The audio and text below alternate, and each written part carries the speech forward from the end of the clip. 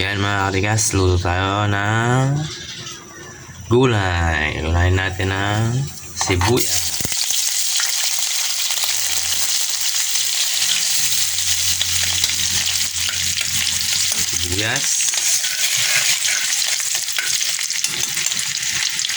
Sibuyas unahin natin kasi yung unang nasusunog ang bawang.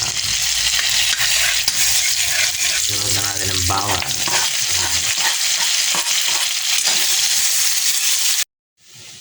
Ayan, mga katigas, lagay na natin ang alamang. Ayun.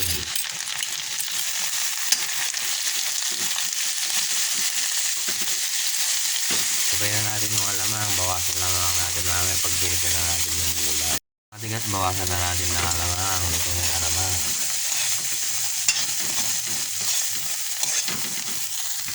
Lagay na natin mga kamatis.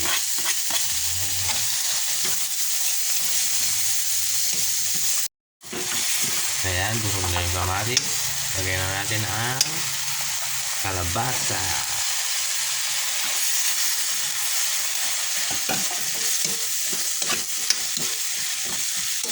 Ayan. Lagyan natin ng tubig na konti. Ayan. Tapos, lagay na natin yung sahog na ulo. Ayan. Yan, mga tira-tirang sahog.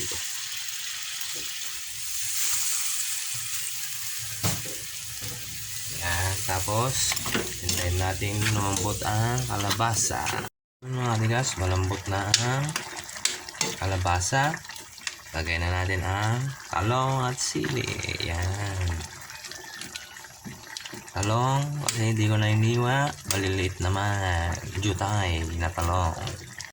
Ayan mga katigas, lagay na natin ang talbos ng sitaw o utong Ilocano.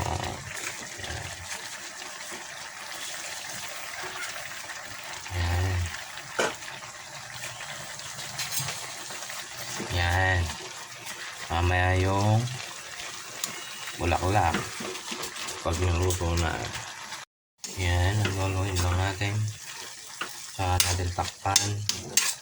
Malapit na siyang maluto mga katigas. Bulang lang ng Ilocano. Iba yung bulang lang ng Kapampangan mga katigas. Tawag namin dito bulang lang. Mga katigas, malapit na maluto. Lagay na natin to bulak-bulak ng kalabasa.